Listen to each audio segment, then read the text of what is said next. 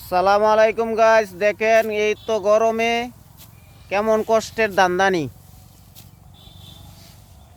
এত কষ্ট কইরাও ধানের মন অনেক কমে গেছে। পানি খরচ আর সার দিয়া অনেক লস আইতে আছে। মাথা খারাপ হয়ে গেছে গা মানুষের।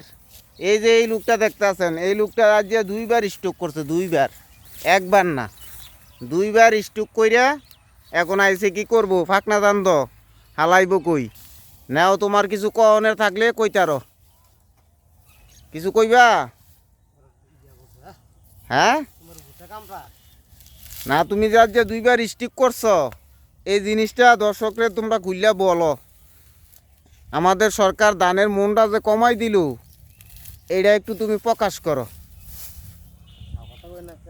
কি বলো বলো। এত কষ্ট কইরা ধানের মন যদি এত ইয়া হইয়া যায় তো কেমনেও চলবা। দেখছেন কি সুন্দর হয়েছে ধানটা, এই ধানটা দায়িত্ব মানা করছে।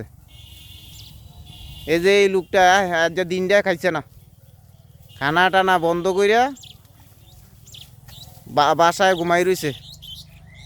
এই দেখেন এতটুক জায়গা আজকে দাইছে, কতটুকু হইব এনো, 5 শতক জায়গা হইব।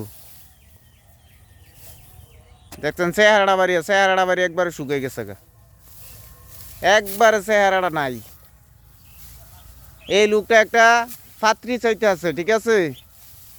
কোনো ব্যক্তি যদি এরকম খোঁজ থাকে পাত্রীর, তাহলে কমেন্টে জানাই দিবেন, কমেন্টে, ঠিক আছে? এই লোকটারে বিয়া করব, কমেন্টে জানাইয়েন।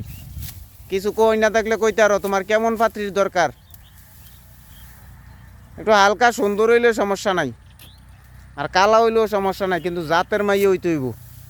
ওকে, ভালো থাকবেন গাছ, সুস্থ থাকবেন আপনারা। কমেন্টে জানাইয়েন পাত্রী টাত্রী থাকলে।